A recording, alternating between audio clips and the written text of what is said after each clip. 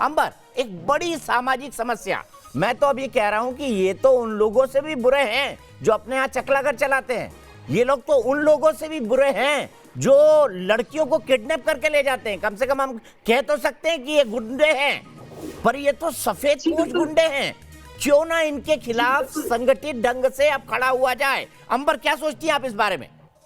बिल्कुल सही है दीपक जी, आपने बहुत महत्वपूर्ण बात बोली है। मैं लगातार कहती आ रही हूँ कि बॉलीवुड के जितने भी लोग हैं वो एक दोहरी जिंदगी जीते हैं। वो लोग जो पर्दे पर सच के साथी और इंसाफ के लिए जान देने वाले और देश के लिए जान देने वाले बनते हैं, वो असल में क्या है, ये हकीकत जो फिल्म इंडस्ट्री से जुड़े हैं या फिर मीडिया जगत से जुड़े हैं, उन सबको, हम सबको उनकी हकीकत पता है।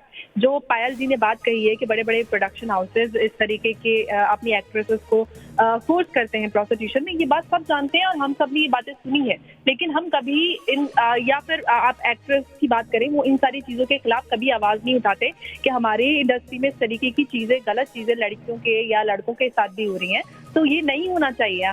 बल्कि दूसरी तरफ अगर देखा जाए तो जब भी कोई देश विरोधी धरना हो, बयान हो, या फिर किसी कोई ऐसा विक्टिम है जिसका धर्म और जात और उसका राजनीतिक जो विचारधारा है वो देखकर वो बहुत बड़े तख्तियां और बयानबाजियां करने लग जाते हैं, सोशल मीडिया पे उनकी पोस्ट आना शुरू हो जाती हैं।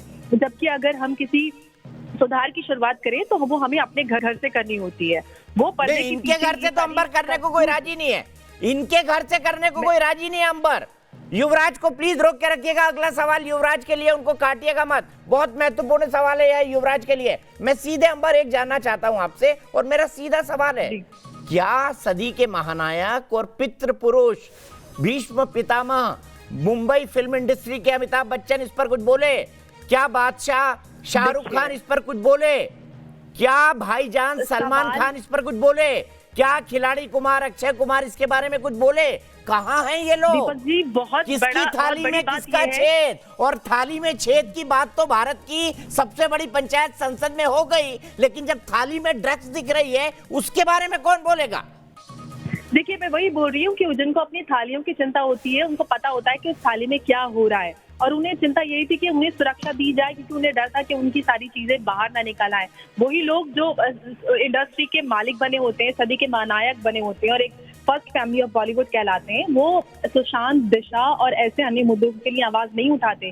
उनकी चुप्पी साधे हुए थे महीनों से, लेकिन जब बात उनके ऊपर, उनके घर तक आती है, जब ड्रग एंगल इतना खुल जाता है कि एनसीबी की जांच वहां तक पहुंच जाती है, कुछ नाम खुलने लग जाते हैं, तो पूरा बॉलीवुड जो खामोश बैठा हुआ था पिछले कई महीनों से, सबके ट्वीट्स आने लग जाते हैं कि उनको प्रोटेक्शन चाहिए, और संसद तक वो बहस पहुंच जाती है। तो किन थाली की बात की जाती है। और साथ ही साथ जया बच्चन ने ये भी कहा कि बॉलीवुड में हाईएस्ट टैक्स पेयर्स है।